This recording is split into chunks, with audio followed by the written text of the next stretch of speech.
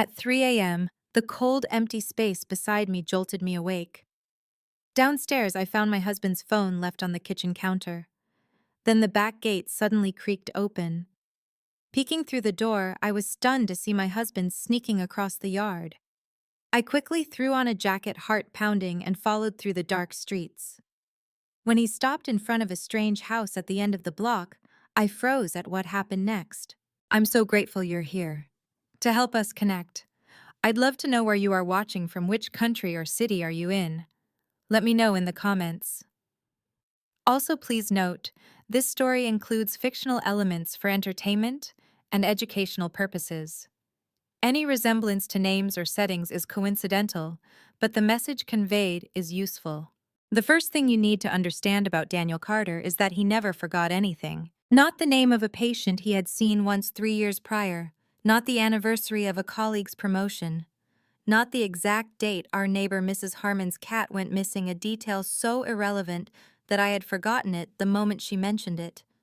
Daniel stored everything. He was the kind of man who could recite the serial number on our first refrigerator without blinking. His memory was the thing people admired most about him, the quality that made him exceptional as a psychologist, magnetic at dinner parties, and I had always believed utterly trustworthy as a husband. So when I woke at 3:12 in the morning on a Wednesday in October and found the space beside me empty, I told myself it was nothing. The sheets on his side were cool. He had been gone long enough for the warmth to leave. I lay still for a moment, staring at the ceiling of our bedroom in house number 24, listening to the familiar sounds of the neighborhood. A distant car, the soft creak of the oak tree outside, the low hum of the refrigerator downstairs. I told myself he had gone for water, or that he was in his office reviewing case notes, which he sometimes did when a patient's situation weighed on him. Daniel worked long hours and carried his work seriously. That was one of the reasons I had fallen in love with him 15 years ago, his absolute dedication to whatever he chose to care for. I pulled the blanket up to my chin and closed my eyes, but I could not sleep. There was something in the quality of the silence that felt wrong. Not loud, wrong. Just slightly off, the way a painting hangs crooked by a fraction of an inch, and your eye catches it before your brain does. I sat up slowly and listened again. The house was the same as always, quiet, orderly, safe. Yet something in my chest would not settle, a low, persistent unease that had no name yet and refused to be reasoned away. I got out of bed without turning on the light. My feet found the floor and I crossed the hallway, passing Leo's door slightly open the way he always left it. I glanced in. My son was exactly where he should be, curled on his side with one arm hanging off the mattress, his dark hair covering half his face. 10 years old and already sleeping like a teenager. I adjusted his blanket out of habit and continued downstairs. The kitchen was dark. No light under the office door at the end of the hall. No sound of the television. I stood at the counter and let my eyes adjust to the dim glow coming through the window above the sink. That was when I saw it. Daniel's phone, his personal phone, the one with the cracked corner on the black leather case that he had refused to replace for 8 months, was sitting on the kitchen counter beside the coffee maker. Face up, screen dark. I stared at it. Daniel never left his personal phone behind. In 15 years of marriage, I had never once seen that phone on a counter, a table, or a shelf, without Daniel within arm's reach of it. He slept with it plugged in on his nightstand. He carried it to the bathroom. He once turned a car around on the highway because he thought he had left it at home, only to find it in his coat pocket. It was one of those small, consistent behaviors that a person does not notice until the day it changes, and on the day it changes, it is impossible to unsee. I picked it up. My hands were steady, which surprised me because my heart was not. The screen stayed dark. I held it and thought carefully, the way I make myself think when something is wrong and panic is not useful. Daniel had 2 phones, his personal phone currently in my hand, and a second phone he described as his work line for client-related calls. He had explained it early in our marriage in the calm, professional tone he used for things he considered settled. Patient confidentiality required a dedicated line, separate from our family network. It had made sense. He was a licensed psychologist, Privacy protocols were real. I set the phone back on the counter exactly as I had found it. Then I heard something, a sound from the back of the house, soft, metallic, deliberate. The garden gate latch lifting. I knew that latch by feel and by sound, the way I knew the creak of the third stair and the pitch of the front door when it needed oiling. I had opened that gate 1,000 times. It had a specific click, a half-second delay, and then a soft swing. I moved to the window and looked out. Daniel was crossing the back garden, dressed dark jacket, dark trousers, shoes already on. His posture was easy and unhurried, the walk of a man who knew exactly where he was going. He reached the gate in 8 steps, lifted the latch in the practiced way of someone who has done it many times in the dark, and passed through without pausing. My hands pressed flat against the counter. My breath came short and shallow, and for a moment the kitchen seemed to shrink around me. I counted to 5. Then I took my cardigan from the hook by the door, slipped on my shoes, picked up my house keys from the small dish on the hall table, and followed him into the October dark. The alley behind our row of houses was narrow and unlit except for the distant amber glow of a street lamp at the far end. Daniel's figure moved steadily ahead, hands in his pockets, heading east without looking back. I kept my distance, stayed close to the fence line, my footsteps quiet on the gravel. My heart was beating hard and fast in a way I could feel in my ears. I kept my breathing even. I focused on his silhouette and the distance between us. He turned left at the end of the alley onto the narrow lane behind the east side of our street. I followed. He did not look back once. That detail stayed with me as I moved through the dark 30 feet behind him, my hand trailing along the cold iron of a fence I could barely see. A man who never forgot anything, walking in a back alley at 3 in the morning, and he did not once think to check whether anyone was behind him. Either he was completely certain he was alone, or he had done this so many times that caution had long since stopped feeling necessary. Both possibilities made my stomach turn. The lane curved east and narrowed. The houses on this side of the block were smaller, tighter lots, older trees, porch lights off after 9. I counted gate posts as I walked. 7, 8. Daniel slowed, and I pressed myself flat against a wooden fence, shoulder blades against the boards, breath held like something fragile. He stopped near the end of the row. Number 9. A single-story house with a covered porch, one window lit amber on the left, curtain drawn. A climbing rosebush grew up the right side of the porch rail, winter bare, its canes pale as bone in the dark. Daniel stood at the gate for exactly 2 seconds. Then he knocked 3 short taps and 1 long one, the kind of sequence that is not accidental. My legs had started to tremble. The gate opened.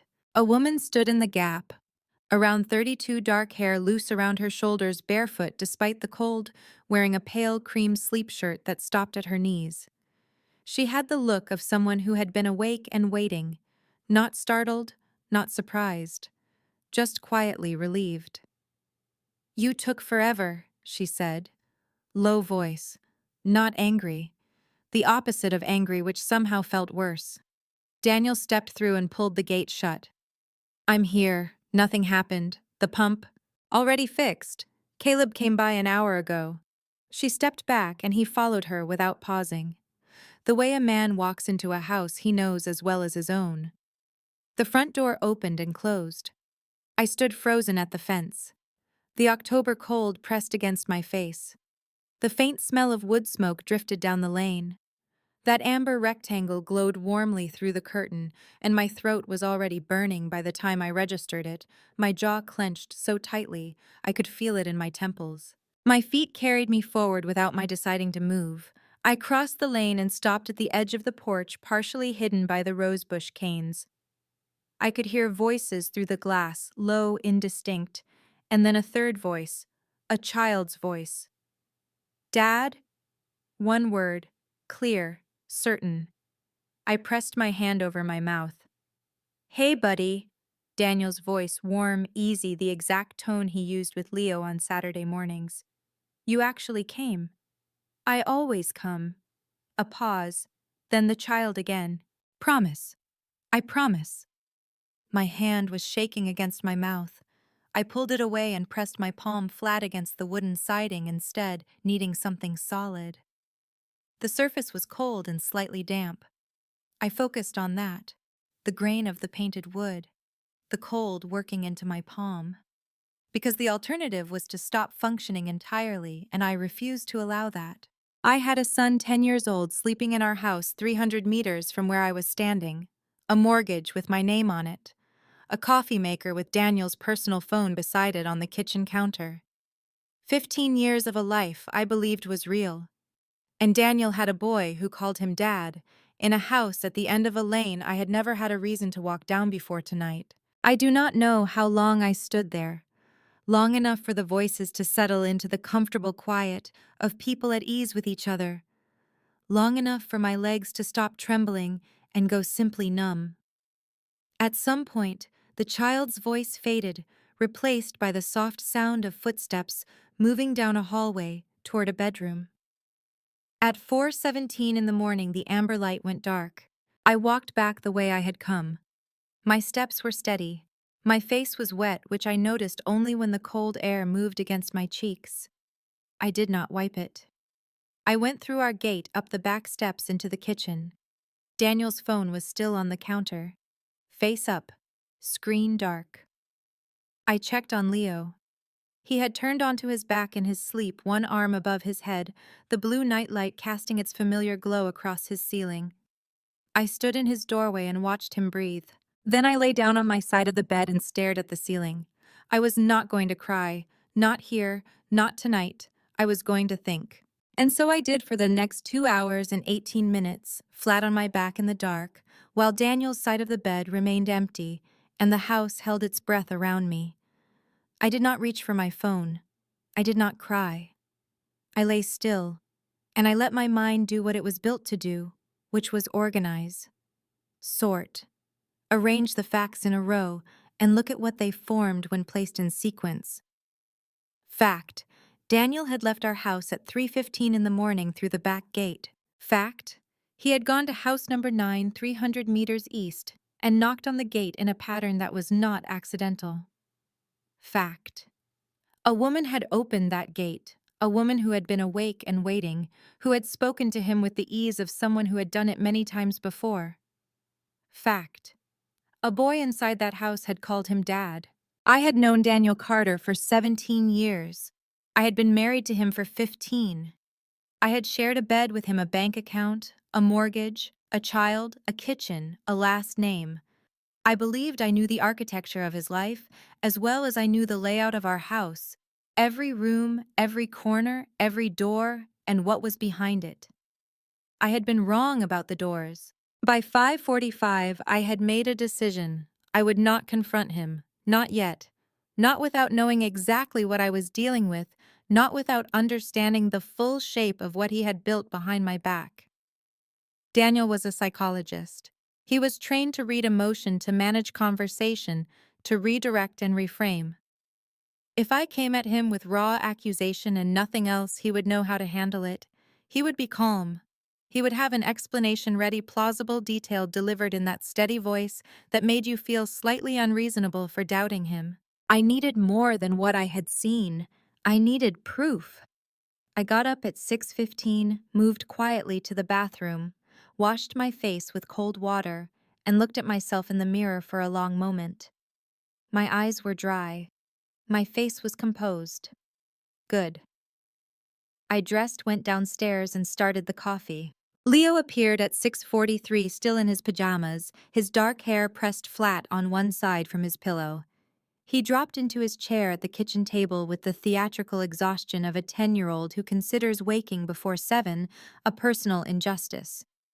"Morning," he said without looking up. "Morning, baby." I set a glass of orange juice in front of him. "Scrambled eggs or cereal?" "Eggs." A pause. "Can I have toast too?" "You can have toast too." He looked up then, studying me the way children sometimes do, direct and unfiltered, no social filter softening the observation. "You look tired," he said. "I didn't sleep well." This was true. It was also carefully incomplete, which was not the same as a lie. "Finish your juice." I was cracking the second egg into the pan when I heard Daniel's footsteps on the stairs. I knew his step the same way I knew the gate latch by its particular rhythm, the slight heavier fall on the left foot from an old running injury, 6:52. I had not heard him come in. I registered this without turning around, and I kept my face toward the stove. "Morning." His voice was easy, warm, entirely ordinary. "Morning," I said. I did not look up from the pan. He crossed to the coffee maker, poured a mug and leaned against the counter, in the way he always did in the morning, unhurried, the mug held in both hands, watching the kitchen come to life. I could feel him there 6 feet to my left, and the specific effort of not reacting to his presence took everything I had. "Early morning," I asked. My voice came out level, calm. I was quietly impressed with myself. "Patient crisis," he said. He said it the way you say something you have rehearsed until it sounds unrehearsed. "Called the crisis line around 2. I handled it remotely, but it took a while." He took a sip of coffee. "I didn't want to wake you." "You didn't," I said. He moved to the table and ruffled Leo's hair, which made Leo duck and protest with his mouth full of orange juice. "Hey, bud. Big day." "Field trip," Leo said, swallowing. "The Science Museum. Mom signed the slip." "Yeah." Daniel sat down across from him, entirely at ease. "What exhibit V? Space. And there's a section on geology." Leo made the face that meant he was more interested than he was willing to admit. "It might be okay." Daniel laughed, his real laugh, the easy one, not the performance he used at events. I pressed the spatula against the eggs in the pan and kept my eyes there, watching the edges set even and slow. My jaw ached. I had been clenching it without realizing. I put Leo's plate in front of him and set Daniel's beside his coffee cup, then turned back to the counter with my own mug and stood with my back to the table for exactly 5 seconds. 5 seconds was all I allowed myself. Then I turned around, sat down at my own place, wrapped both hands around my mug, and looked across the table at my husband. He met my eyes. He smiled, small, warm, entirely practiced. The smile of a man who had nothing to hide. "You okay?" he asked. "Fine," I said. "Just tired." He nodded once and looked back at Leo, who was describing the difference between igneous and sedimentary rock with a level of detail that suggested he had been waiting for an audience. Daniel listened with his full attention, the way he always did, asking the right questions at the right moments, his whole posture leaning slightly forward. I watched him. "I thought I know what you did at 3:15 this morning. I know the pattern you knocked. I know her name is not in my phone, and there is a boy who calls you the same thing my son calls you. And you are sitting here at this table with your coffee and your easy laugh, and you believe I have no idea. I thought, you are about to find out what kind of person I am." I finished my coffee. I cleared the plates. I kissed Leo on the top of his head and told him his backpack was by the front door. I walked Daniel to the front hall the way I did every morning, and I stood in the doorway while he picked up his bag. "Have a good day," I said. "You too." He kissed me on the cheek. His lips were warm. I closed the door behind him. I stood in the hall for 3 seconds, listening to his car back out of the driveway. Then I walked to the kitchen table, sat down, pulled my phone from my cardigan pocket, and opened the browser. I typed 2 words into the search bar: forensic accountant. The investigation had begun. I want to be precise about what that meant, because it did not mean what people imagine when they picture a betrayed wife tearing through her husband's belongings in a fury of tears and broken glass. There were no tears. There was no fury, not yet, not in any form I allowed myself to express. What there was that Wednesday afternoon, after Leo left for school and Daniel left for his office, was a particular quality of cold clarity that I had not felt since the year I defended my graduate thesis under a panel of 3 professors who wanted me to fail. I sat at the kitchen table with a legal pad and wrote down everything I knew. Not everything I felt, everything I knew. Daniel had 2 phones. He had a second residence he visited in the early hours of the morning. A woman lived there. A boy lived there, who was approximately Leo's age, 10 years old, possibly within a year either way. And that boy called Daniel by the same name my son used. The woman had referred to someone named Caleb, who had apparently repaired a pump, and she had spoken to Daniel with the ease of a long-established relationship. Daniel had knocked on her gate in a specific pattern. He had not used his personal phone to receive her message. He had used the second phone. I underlined that last point 3 times. Then I went to his office. Daniel's home office was at the back of the house past the laundry room, a room he kept organized with the precision of someone who believed that a person's environment reflected the order of their mind. Bookshelves along 2 walls arranged by subject. A wide oak desk with nothing on it except a lamp, a monitor, a leather-bound planner, and a small ceramic dish that held 2 pens and a paperclip. He had always been particular about that room. Not secretive particular. There was a difference, or so I had always told myself. I stood in the doorway for a moment, taking in the familiar order of it, and then I walked to the desk and opened the top drawer. His leather-bound planner was the kind he had used for years, the same brand, the same size, replaced each January with a fresh one.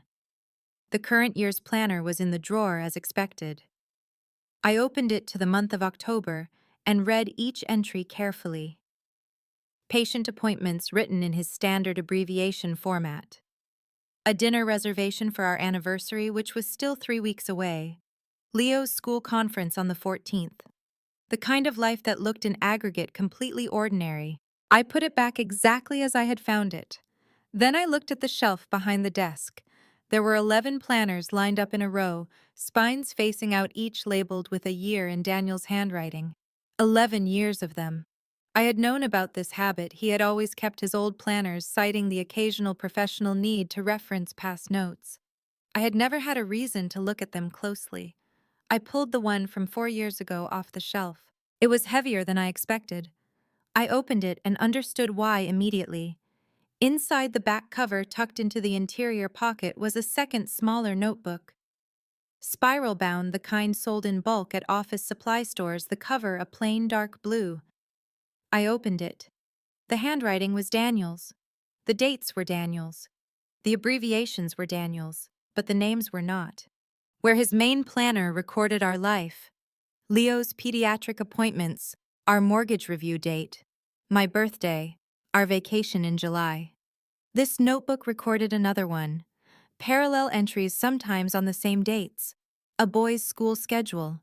Parent-teacher conferences. A birthday in April. Medical appointments for a child with an ear infection the same week Leo had strep throat. Grocery lists in Daniel's handwriting that included juice boxes and dinosaur-shaped pasta. My hands had begun to tremble. I was aware of it the way you are aware of weather, not as something happening to you, but as a condition of the surrounding world. I set the notebook flat on the desk and smoothed the page with one hand, steadying myself against the oak surface, and kept reading. The entries went back years, 11 years at minimum, judging by the wear on the oldest notebooks I found tucked behind the current planner row. 3 more of them, same dark blue covers, same handwriting, building a chronology of a life I had never known existed. 11 years. Leo was 10. The math assembled itself without my permission and landed in my chest like something physical. Daniel had been maintaining 2 families for longer than our son had been alive. I stood at his desk for a long time after that. The afternoon light moved across the floor. I heard the refrigerator hum in the kitchen. Somewhere outside, a car passed slowly, its engine fading, until the street was quiet again. I breathed in and out carefully, the way you breathe when you are trying to keep something very large from moving too fast. Then I took out my phone and photographed every page of every notebook. Methodically. Without rushing. The light was good, and my hands by then had stopped shaking. I replaced the notebooks exactly as I had found them behind the planners, in the correct order, the current year's small notebook, back inside its planner's rear pocket. I straightened the ceramic dish with its 2 pens. I pushed the desk chair in. I walked out of his office and pulled the door to its original position, not fully closed, because it had not been fully closed when I entered. In the kitchen, I poured myself a glass of water and drank it standing at the sink, looking out at the back garden. The gate at the far end was closed. Beyond it, 300 meters east, house number 9 sat on its quiet lane. Its porch covered its rosebush bare. 11 years. I set the glass down. He had not built a secret. He had built a system. And the difference between those two things was the difference between a man who had made a terrible mistake and a man who had made a deliberate choice, maintained it with precision, and trusted that no one would ever look closely enough to see it. He had been wrong about that. I picked up my phone and found the name I had searched that morning. Then I dialed. It rang twice before a woman's voice answered, professional, direct, unhurried. Karen Lawson. Ms. Lawson, I said. My name is Emily Carter. I need to speak with a forensic accountant. I believe my husband has been running a second household for 11 years, and I need to know exactly what that has cost. A brief pause. Then, can you come in tomorrow morning? Yes, I said. I can. I had scheduled Karen Lawson for Friday morning. That gave me Thursday to keep the surface of my life intact.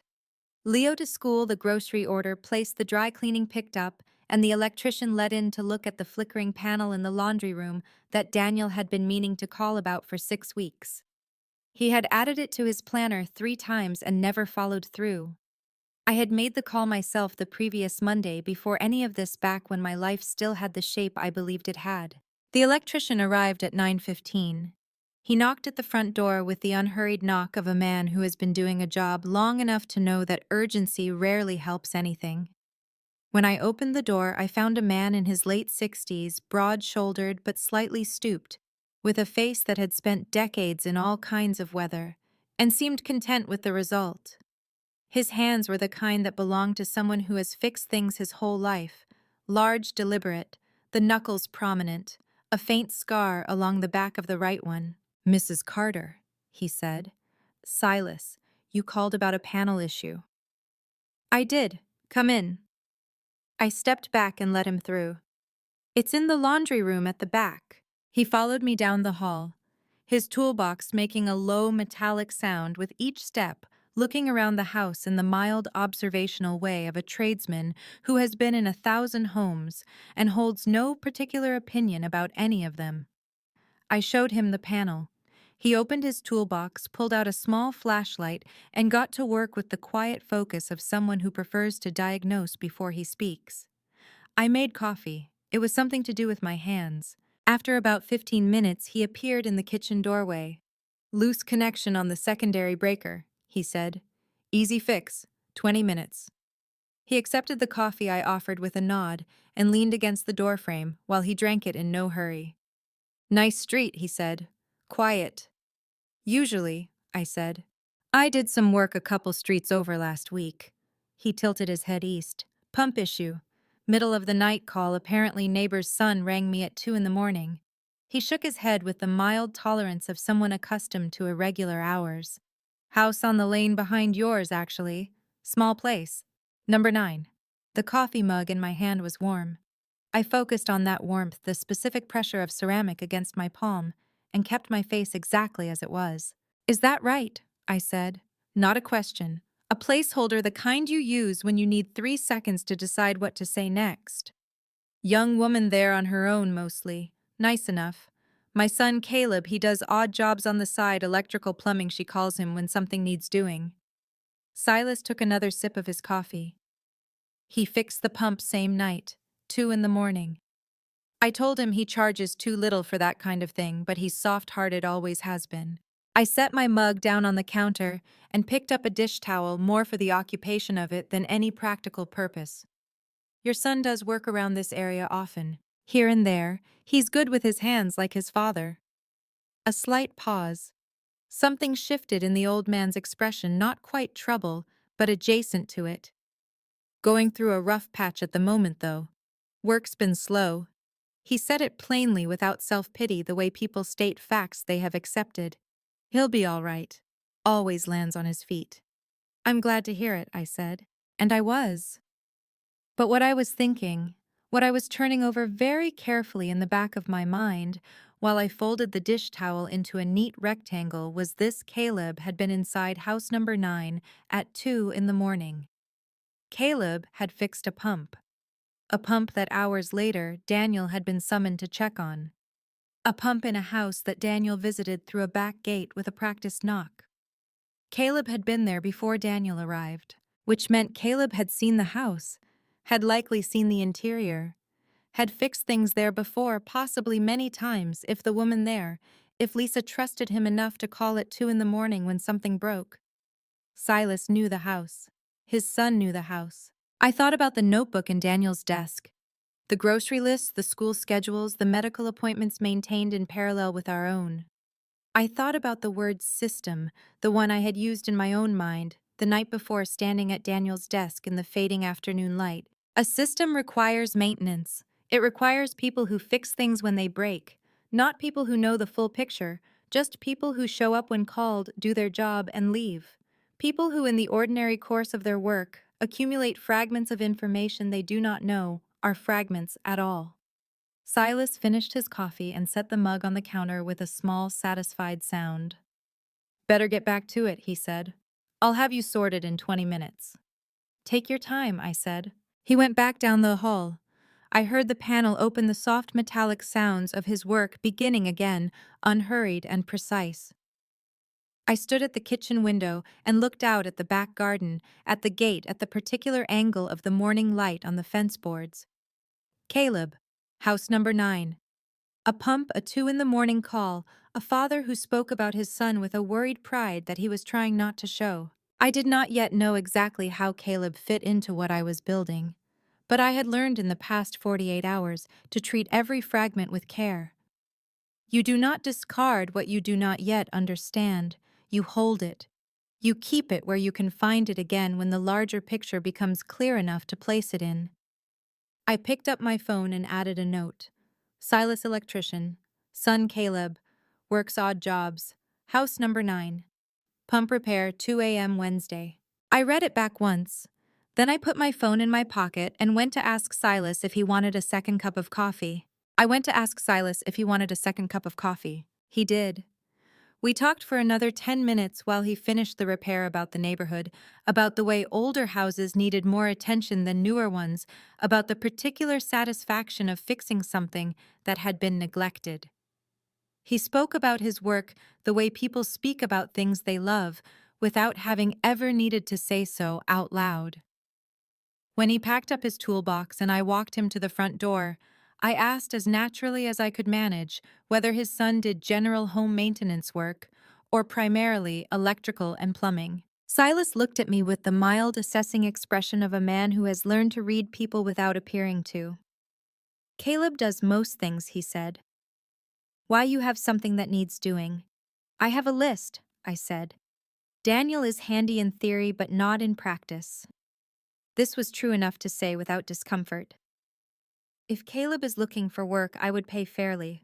Tell him to call me." Silas nodded once the way men of his generation nod when they have made a decision. "I'll tell him," he said. "He could use the work." Caleb called that afternoon at 4. His voice was low and careful, the voice of someone who has learned to be slightly apologetic about asking for things. I told him I had a list of small repairs, a bathroom faucet, a stuck window in the spare room, some loose boards on the back porch, and asked whether he was available Saturday morning. He said he was. I gave him the address. He arrived at 9 on Saturday with a canvas bag of tools and a takeout coffee that he was still working on when I opened the door. He was around 30, lean in the way of someone who stays thin from activity, rather than intention, with dark circles under his eyes, that suggested the slow kind of tired that does not come from one bad night. His jacket was clean but worn at the elbows. He looked at the house number above the door when I opened it, confirming the address, then looked at me. "Mrs. Carter," he said. "Emily," I said. "Come in." He worked steadily through the morning. The faucet first, then the window, then the porch boards, each one handled with the quiet competence of someone who knows the right way to do a thing and does it that way without ceremony. I brought him coffee and let him work checking in, only to approve each task as he finished. Leo was at a friend's house for the morning. The house was quiet. At 11:30, I asked if he wanted to stop for lunch. He hesitated, the hesitation of someone calculating whether accepting felt too familiar, and I said, "There's a diner 2 blocks over, my treat for the work this morning." He agreed after a moment in the way people agree to things when they are tired and the offer is genuinely kind. We sat across from each other in a corner booth.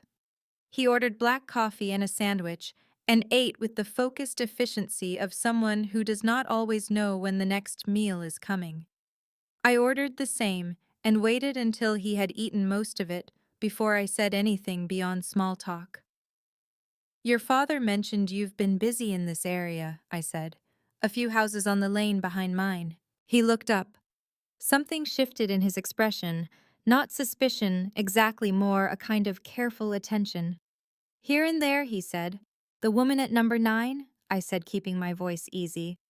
He mentioned you helped her with a pump recently. Caleb was quiet for a moment. He turned his coffee cup in his hands. She's a good person, he said finally. On her own a lot. She calls when things break and I come fix them.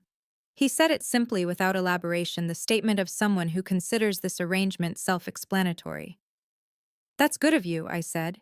And I meant it. Whatever Lisa Harper was or was not, that part was real. Has the house got much wrong with it? He relaxed slightly. The topic of houses and repairs was comfortable ground. Older plumbing, he said. The panel is outdated. She's had me out maybe 6, 7 times over the past 2 years. Small things mostly. He paused. The layout's a bit unusual. The utility room is at the front, which is backwards from most houses on that lane. Makes the pipe runs longer than they should be. He pulled a pen from his jacket pocket, the automatic gesture of someone who thinks with his hands, and before I said anything, he had sketched on his paper napkin a quick instinctive diagram. Front door, utility room, kitchen, 2 bedrooms back. The pump location marked with a small X. He pushed it across the table to explain the plumbing issue. I looked at it. I kept my expression at the level of mild, polite interest. That does seem backwards, I said.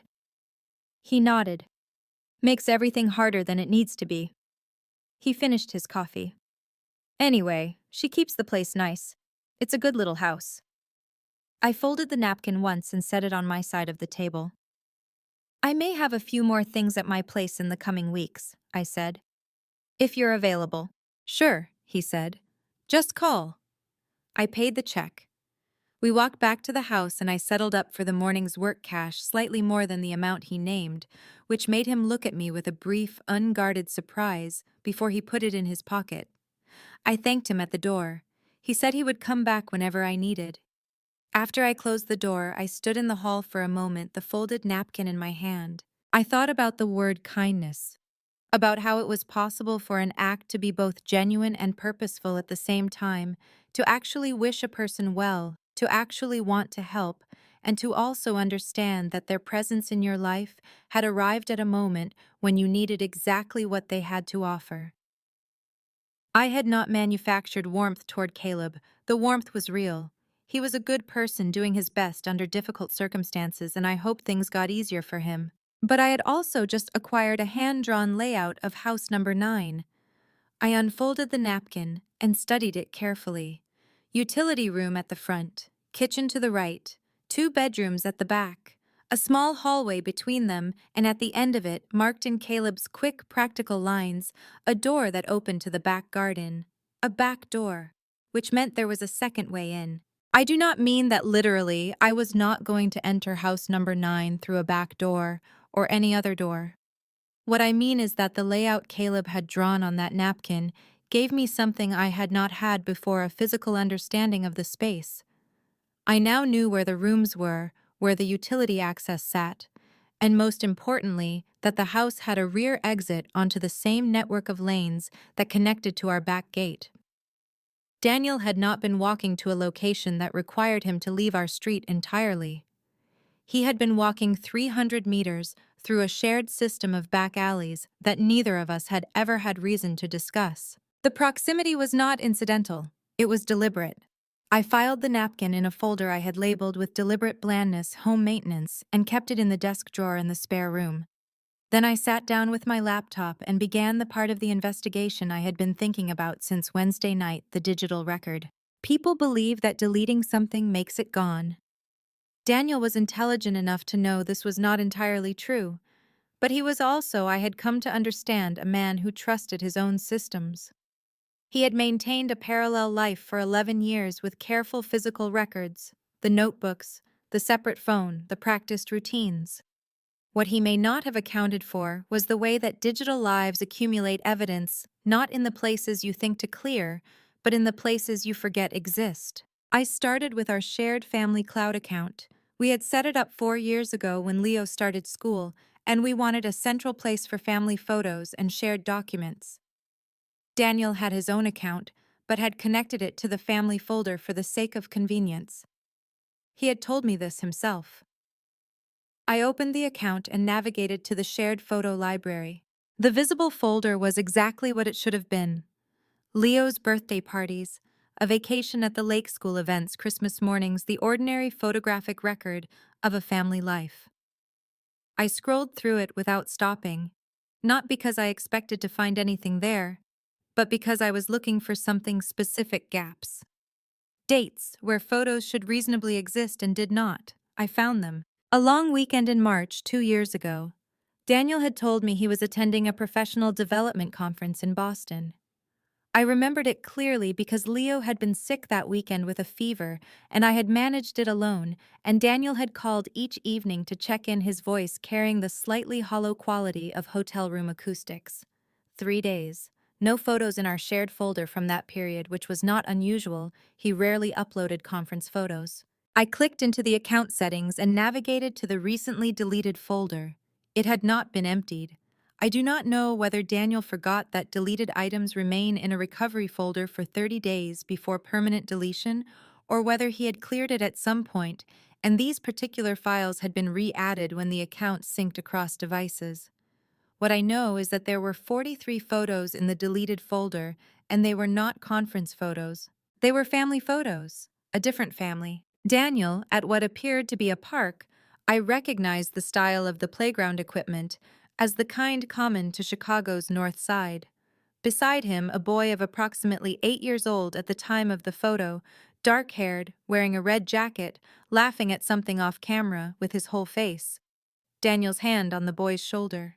Daniel's expression open and unguarded in a way I recognized from our own early family photos, from the years before whatever this was had become normal to him. I sat very still with my hands flat on either side of the laptop. In the bottom corner of each photo, the timestamp was preserved. Saturday, March 14th. The conference in Boston had been Friday through Sunday, March 13th through 15th. Daniel had not been in Boston. Or if he had been in Boston at some point during those 3 days, he had also been in Chicago at a North Side park with a boy in a red jacket on Saturday the 14th. And he had deleted the photos from our shared cloud account, which meant he had uploaded them there at some point, possibly by accident, the automatic sync doing what it was designed to do before he caught and corrected it. My hands were not shaking. I noticed this with a detached sort of clarity, the way you notice things about yourself in moments of extreme stillness. My hands were entirely flat and still on the table. My breathing was even. The only indication that anything had shifted was a very specific tightness behind my sternum, the physical location of something that was not grief and not quite fury, but something that lived between them, a cold, compressed certainty that was, I realized, worse than either. I photographed every image on the screen with my phone. I noted the timestamps. I navigated back through the deleted folder and found 3 other clusters: a birthday party I had not been told about, a school event, marked with a date that corresponded to a day Daniel had told me he was working late, and a single image taken from inside a house I now recognized from Caleb's napkin drawing of a small boy, asleep on a couch, a dinosaur print blanket pulled up to his chin. I knew that couch was in house number 9. I knew that blanket. At dinner that evening, Daniel was easy and pleasant, asking Leo about his afternoon, refilling my water glass without being asked, telling a story about a patient's breakthrough that was designed.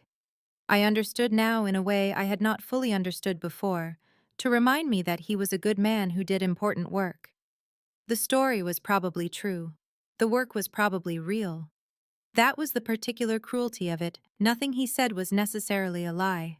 The lies were in the omissions, in the gaps between the things he said and the full picture of what he was.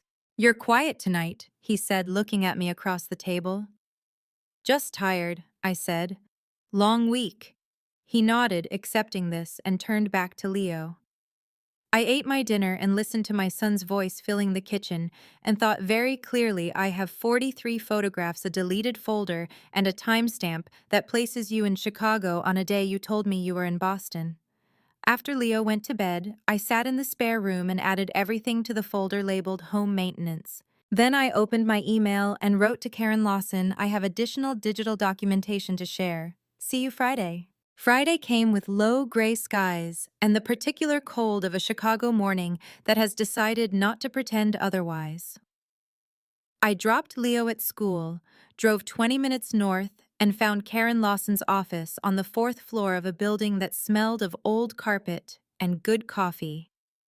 The combination I had come to associate with people who do serious work without requiring impressive surroundings to do it. Karen Lawson was exactly what her voice on the phone had suggested.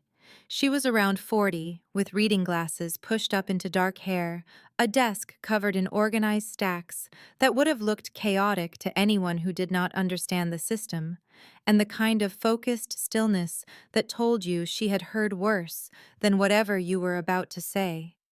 She stood when I came in, shook my hand once firmly, and gestured to the chair across from her desk.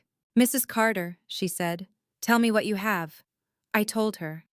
All of it, the notebooks, the deleted photos, the second phone, the parallel household entries, the Boston weekend. I laid the printed photographs on her desk in chronological order, the way I had organized them at home, and placed the notebook photos beside them. Karen listened without interrupting her pen, moving occasionally across a legal pad, her expression professional and entirely unreadable. When I finished, she was quiet for a moment, looking at the materials on her desk.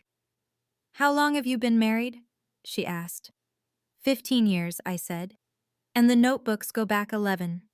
At minimum. There may be more I did not find.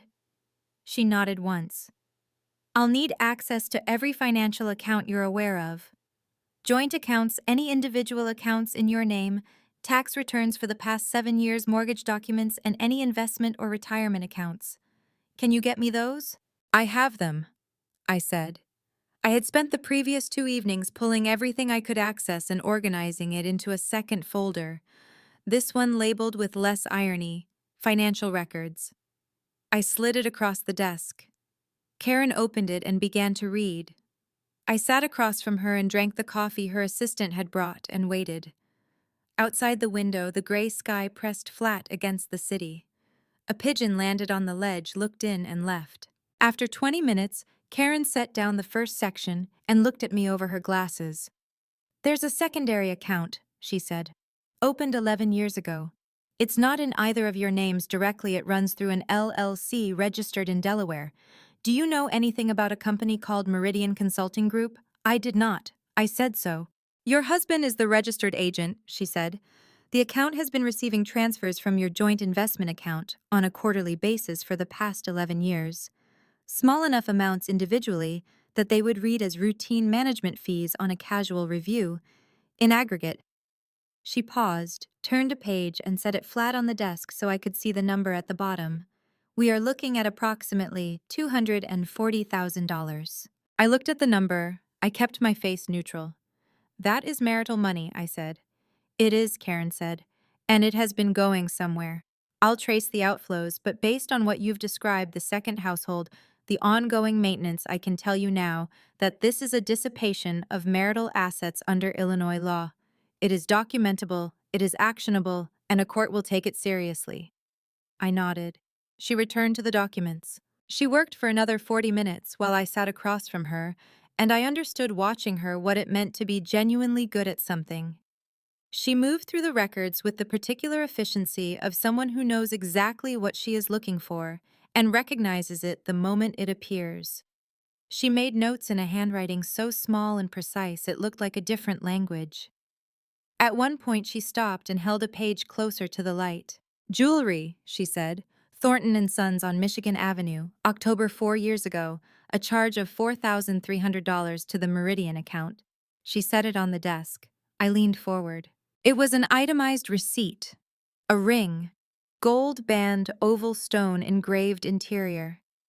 The description was specific enough that I would have recognized it as a piece of fine jewelry even without the accompanying detail. And the accompanying detail was this directly below that entry in Karen's printed bank statement comparison. There was a second charge. Same jeweler, same date, same amount, same description down to the engraving specification, from our joint account. Two identical rings, same day, same store, charged to two different accounts on the same afternoon. My mouth had gone dry. I reached for my coffee cup and found it empty. I did not ask for more. He bought the same ring twice, I said. My voice was steady. I was distantly proud of that. On the same day, Karen said, which suggests the purchase was intentional, not a replacement, not a mistake. He walked into Thornton and Sons and bought two identical rings and charged them to two different accounts. She looked at me with the measured directness of someone who has learned to deliver difficult information without softening it past usefulness. That is a pattern, Mrs. Carter, not an incident. I looked at my left hand. The ring Daniel had given me on our wedding day was still on my finger. I had not taken it off. I had not thought to, in the way you do not think to remove something that has been part of your body for 15 years. I turned my hand over slowly and looked at it. Then I looked back at Karen. What else? I said. She turned the page. The list was longer than I expected. Two of everything, as it turned out, two households maintained on overlapping schedules, two sets of grocery delivery accounts, two streaming subscriptions on parallel devices, two insurance policies with different beneficiary designations that Daniel had apparently trusted would never be compared side by side. The architecture of a duplicate life, assembled piece by piece, over 11 years each individual piece, unremarkable until you placed it beside its mirror image. By the time Karen finished, the legal pad beside her was half full. I'll have a full report for you by end of next week, she said. In the meantime, I strongly recommend you speak to a family law attorney before you do anything else. I already have an appointment, I said. She looked at me for a moment, not quite a smile, but something in that direction. Good, she said. You're thinking clearly. I gathered my copies, shook her hand, and walked back to my car through the gray October cold. Two identical rings. $240,000. Two households, two children, two parallel lives, running on the same money for 11 years.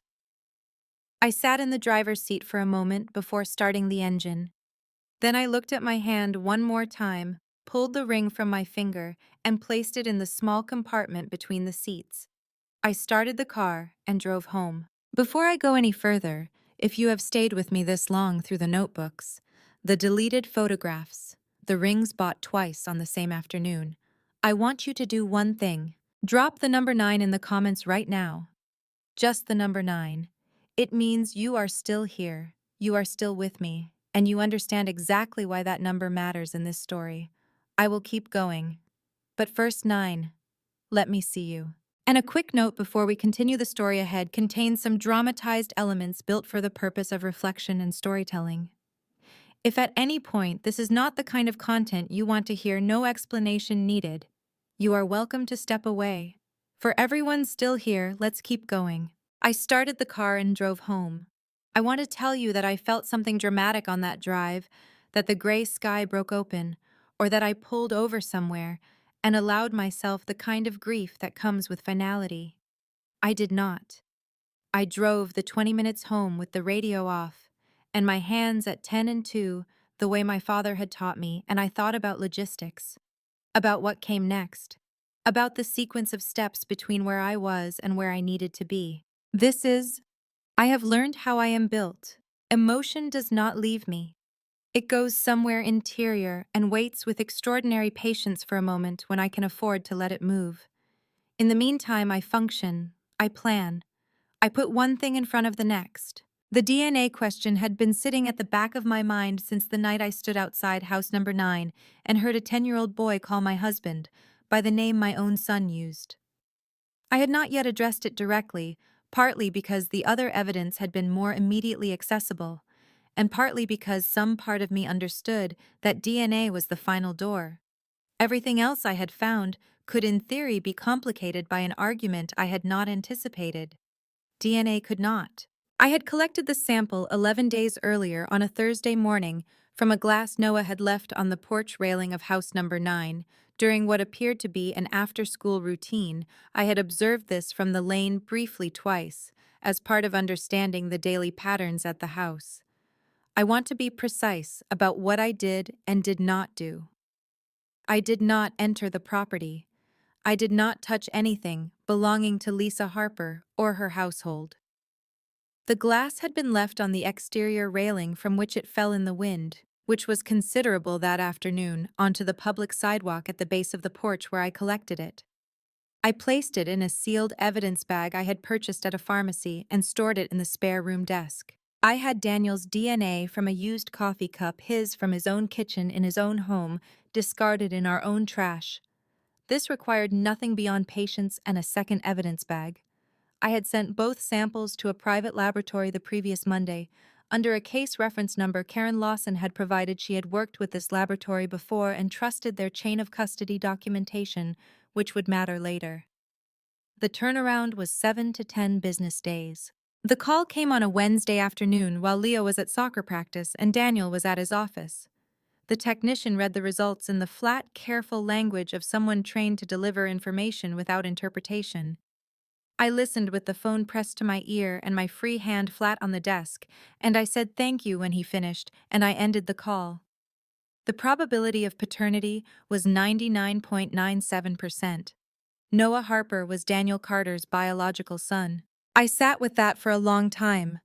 Not because I had not expected it, I had expected it since the first night in some part of my mind that was already several steps ahead of what I was consciously willing to accept. But expecting a thing and having it confirmed are different experiences. Expecting leaves a fraction of the door open. Confirmation closes it, and the sound of that closing is its own particular kind of loss. What moved through me in that spare room, sitting at the desk with my hand flat on the surface and the late afternoon light crossing the floor, was not anger. It was something quieter and heavier. A grief not for what I had lost, but for what had never been entirely real. For the version of my marriage I had lived inside for 15 years, believing in its structure the way you believe in the walls of a house, trusting they are solid, because you have leaned against them, and they have held. They had held. They just had not been what I thought they were. I opened the folder on my laptop where I had been compiling the timeline and added the confirmation. Then I did the calculation I had been avoiding. Noah was 10 years old. Leo was 10 years old. Their birthdays were 11 months apart, Noah in April, Leo the following March, which meant that Daniel and Lisa's relationship had not begun as an affair that followed some fracture in our marriage, some period of distance or difficulty that a person might point to as context. It had begun in the first year of our marriage, in the months immediately following our wedding. Our honeymoon photographs were in a frame on the bookshelf in the living room. We were standing on a beach in Portugal, Daniel's arm around my shoulders, both of us squinting into the sun with the particular happiness of people who believe the future is exactly what it appears to be. I did not go look at the photograph. I knew what it looked like. I had walked past it every day for 15 years. That evening, Daniel came home at 6:30 with takeout from the Thai place Leo liked, and the three of us ate at the kitchen table the way we always did on Wednesday nights. Leo talked about soccer practice, about a boy on his team who could not kick straight no matter how many times the coach corrected him about a project due next week on the water cycle. Daniel listened and asked questions and refilled Leo's water glass and laughed at the right moments, easy and present and entirely flawlessly ordinary. I watched him across the table. I thought about a beach in Portugal. I thought about a woman who had been waiting 11 years ago for the man I married to come back from his honeymoon. I thought about a boy in a red jacket laughing at something off camera in a North Side park, and a boy beside me right now telling a story about a kid who could not kick straight, and the fact that these two boys existed in the world at the same time, in the same city, 300 meters apart, and had no idea the other existed. After dinner, I helped Leo with his water cycle project at the kitchen table while Daniel washed the dishes. I could hear the water running the small domestic sounds of an ordinary evening. Leo drew evaporation arrows with a blue marker, his tongue between his teeth in concentration. "Mom," he said without looking up, "is everything okay?" I smoothed the paper at the edge of his project and handed him the green marker for the condensation section. "Everything is fine, baby," I said. He looked at me for 1 second longer than the question required. Then he looked back at his project and kept drawing. I kept my hand steady on the table and thought about what the attorney had said when I called his office that afternoon to confirm our appointment for the following Monday. "Bring everything you have," Michael Adler had said. Everything. I intended to. Monday arrived with the kind of flat, cold light that makes Chicago in late October feel like a city that has made its peace with winter and is simply waiting for it to arrive. I dropped Leo at school, confirmed my 11 o'clock with Karen Lawson, and drove north again through traffic that moved in the resigned, unhurried way of people who have accepted that Monday mornings are not designed for efficiency. Karen was at her desk when I arrived, the legal pad from our last meeting, replaced by a bound report spiral-bound 30 pages tabbed with color-coded dividers. She slid it across the desk when I sat down. "Full findings," she said. "I'll walk you through the significant items." I opened to the first tab. She had organized the report into 4 sections: income and asset overview, identified transfers and dissipation document anomalies, and projected financial impact. The first 2 sections confirmed and expanded what we had already discussed. The Meridian Consulting Group, LLC. The quarterly transfers, the parallel household expenditures, totaling $240,000 over 11 years. She had traced the outflows from the Meridian account with the precision of someone who finds satisfaction in following money to wherever it has decided to hide. The third section was where she stopped me. "Document anomalies," she said. She opened to the third tab and turned the report so I could see the page she was indicating. "This is a refinancing agreement on your home, filed 3 years ago. Do you remember signing a refinancing document in October of that year?" I thought carefully. 3 years ago, October. Leo had been 7. We had discussed refinancing that year. Interest rates had shifted favorably, and Daniel had handled the paperwork as he always handled financial paperwork, because he had told me early in our marriage that he found it straightforward and I found it tedious, and this had seemed like a reasonable division of labor. "Daniel handled the refinancing," I said. "I may have signed something. I don't remember the specific documents." Karen nodded as if this was exactly what she had expected to hear. "The refinancing went through," she said. "Your mortgage rate adjusted as expected. But attached to that refinancing was a secondary instrument, a home equity line of credit opened simultaneously for $120,000. She paused. "Your signature appears on the home equity documents." I looked at the page she was indicating. My signature was there. Neat, familiar, the particular loop in the E of Emily that I had used since college. I stared at it for a long moment. "I did not sign that document," I said. "I know," Karen said. She said it without drama, the way she said everything, as a fact she had already established and was now reporting. "I had a forensic document examiner review the signature on the home equity instrument alongside verified samples of your signature from other documents, your tax returns, your vehicle registration, your son's school enrollment forms. The signature on the home equity document exhibits inconsistencies in pen pressure, letter spacing, and baseline alignment that are not present in your verified samples." She turned to the next page where the examiner's technical comparison was laid out in a side-by-side format. "In the examiner's professional opinion, the signature on the home equity document was not written by you." I looked at the comparison. I looked at my signature, the real one from Leo's school enrollment form, which I remembered signing at the kitchen table while Leo sat beside me eating an after-school snack, and then at the one on the home equity document. They were close. Whoever had done it had practiced. "The funds from the home equity line," I said. My voice came out entirely level, which required more effort than anything I had done in the past 2 weeks. "Where did they go?" Karen turned to the next tab. $114,000 was drawn over 18 months following the opening of the account. The draws went to the Meridian account. She let me look at the transfer records before continuing. From Meridian, the funds were distributed in two directions. Approximately 60,000 went to the purchase of a property. I looked up. A property, I said. House number 9, Karen said. Purchased outright, no mortgage, in the name of an LLC registered in Nevada. Your husband is the sole member. She held my gaze with the steady directness she had maintained throughout both our meetings. He bought it with your money, Mrs. Carter, with money drawn against your home using a document bearing a signature that was not yours. The room was very quiet. Outside the window, the gray city continued its Monday morning business traffic pigeons. The distant sound of a delivery truck entirely indifferent to the fact that I had just learned my husband had forged my name to fund the purchase of the house where he kept his second family. I sat with the weight of that for exactly as long as I allowed myself, which was approximately 4 seconds. Then I turned the page. The remaining funds, I said. The other 54,000. Leo's education account, Karen said. Her voice stayed even, but something in it shifted fractionally, the closest she had come in 2 meetings to expressing an opinion.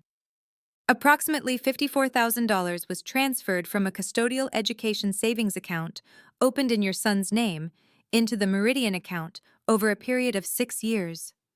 The transfers were small, between 3 and 8,000 per year, and structured to remain below the threshold that would trigger automatic account alerts.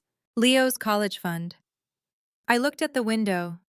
The pigeon from last week, or one that looked exactly like it had landed on the ledge again. I watched it for a moment. He took Leo's college fund, I said. A significant portion of it, yes, Karen said. The account still has a balance approximately 31,000, but based on regular contribution projections, the account should contain closer to 85,000 at this point. I nodded once. I turned back to the report and looked at the totals Karen had compiled on the final page of the 3rd section. The forged home equity draw. The Meridian transfers. Leo's education account. The parallel household expenditure over 11 years. The number at the bottom was not abstract. It was specific and documented and attached to a forged signature and a child's future and a house on a lane 300 meters from where my son slept every night. I closed the report and looked at Karen. I have an appointment with Michael Adler this afternoon, I said. Good, she said. Take the report. I'll have certified copies to his office by end of day. She began gathering her notes. Mrs. Carter, what Daniel has done crosses into territory that goes beyond civil divorce proceedings. The forged signature, the fraudulent instrument, the misappropriation of the custodial account. These are matters an attorney will want to consider carefully in terms of the full scope of your legal options. I understand, I said. I picked up the report, shook Karen's hand, and walked to the elevator. In the lobby, I stopped for a moment beside the window that looked out onto the street. Then I thought about Leo at his kitchen table drawing evaporation arrows with a blue marker, his tongue between his teeth, trusting that everything was fine. I walked to my car and drove to Michael Adler's office. Michael Adler occupied the top floor of a narrow building on LaSalle Street, the kind of address that communicated seriousness without ostentation. The elevator opened directly into a reception area furnished in dark wood and pale linen, staffed by a woman who took my coat and offered me water with the practiced efficiency of someone who understood that the people who came here were not having good days. I accepted the water. I sat in a chair by the window and looked out at the street 4 floors below while I waited. Michael came out to meet me himself. He was around 55, silver-haired, with the kind of deliberate, unhurried movement that belongs to people who have learned that patience is not a personality trait, but a professional instrument. He shook my hand, held the door to his office, and waited until I was seated before he sat down himself. Mrs. Carter, he said. Karen Lawson called ahead. I've reviewed her summary. He placed Karen's report on the desk between us, already tabbed with his own markers, small yellow flags at intervals I had not placed. Before we discuss strategy, I want to ask you one question. All right, I said. 5 years into your marriage, approximately 10 years ago, did you sign any document that Daniel described as a financial planning instrument, Something related to asset management, estate planning, or marital property organization. I went very still. 10 years ago. Leo had been an infant. Daniel had come home one evening with a folder of documents and explained in his calm and reasonable way that he had been consulting with a financial planner about long-term asset protection. Something about liability, exposure in his psychology practice, the advisability of structuring certain assets separately to protect them in the event of a malpractice claim. It had been a long explanation delivered in the confident language of someone who knew more about the subject than the person he was explaining it to. I had read the documents he indicated signed where he showed me and trusted that what he said they were was what they were. I had been 30 years old. Leo was 7 months old. I had been sleeping 4 hours a night. Yes, I said. He described it as a liability protection instrument related to his practice. Michael nodded slowly, the nod of a man confirming something he had already suspected. He opened the folder on his desk and turned it so I could see the document on top. It was not a liability protection instrument. It was a post-nuptial agreement. 15 pages dense with legal language bearing my signature on the final page alongside Daniel's and 2 witness signatures I did not recognize. The document was dated 10 years ago in the March of the year Leo turned 1. This agreement, Michael said, his voice carefully measured, was filed with the county clerk's office 9 years ago. It has been a matter of public record since then, which is one of the reasons Daniel may have felt secure leaving it in place. He likely calculated that you would have no reason to search county records for a document you did not know existed under its correct legal classification. I looked at the signature on the final page, my handwriting, my particular loop on the E. This one, unlike the home equity document, was genuinely mine. What does it say? I asked, though I was already reading. In summary, Michael said the agreement designates all assets accumulated prior to the marriage as Daniel's separate property, which is standard and largely uncontested. However, it goes further.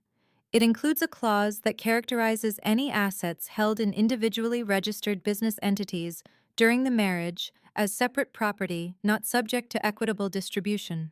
He paused. That is the clause that covers the Meridian Consulting Group, LLC, and by extension, the funds transferred through it. Daniel structured this agreement to ensure that if your marriage ended, those assets would be legally classified as his alone. He planned this, I said, from the beginning. The agreement was signed 10 years ago, Michael said. The Meridian account was opened 11 years ago. The timeline suggests the agreement was drafted specifically to provide legal cover for structures he had already created. He let that sit for a moment. However, he turned to the next page and placed his finger at a specific paragraph. Read this clause. I leaned forward and read. The clause was in the section governing marital conduct obligations, a section Daniel had presumably included as window dressing, the kind of language that appears in post-nuptial agreements as a formality. It was a faithfulness clause, specific, detailed, and binding. It stated that in the event either party engaged in conduct defined within the clause as marital infidelity, which the document defined with considerable precision, including the maintenance of a romantic or domestic relationship with a third party, all separate property designations within the agreement would be rendered void and all assets would revert to standard Illinois equitable distribution law. Daniel had included a faithfulness clause in the document he designed to protect himself. I read it twice. He wrote this clause, I said. His attorney drafted it, Michael said. It's a standard inclusion in post-nuptial agreements intended typically as a mutual deterrent. Daniel likely included it because its absence would have made the agreement appear one-sided to any reviewing attorney, which would have raised the risk of it being challenged. He needed the clause to make the document look balanced. Michael's expression remained professionally composed, but something in his eyes was doing the closest thing to satisfaction I had seen in a lawyer's face. What he did not account for is the possibility that the clause would ever be enforced against him. I sat back in my chair. Daniel had built a legal structure designed to protect his hidden assets in the event of divorce. He had included a faithfulness clause to make that structure appear legitimate. And then he had spent 11 years maintaining a second family 300 meters from our home, which constituted in precise and documented terms exactly the conduct the clause was designed to address. The agreement he had written to protect himself had become the instrument that dismantled his protection entirely. If we can demonstrate the infidelity, I said, and I thought of 43 photographs, a DNA report, a forensic accountant's bound findings, and a hand-drawn napkin in a folder labeled Home Maintenance. The entire agreement is void. Correct, Michael said. Every separate property designation, the Meridian LLC, the Nevada Property LLC, all of it reverts to the marital estate and becomes subject to equitable distribution under Illinois law.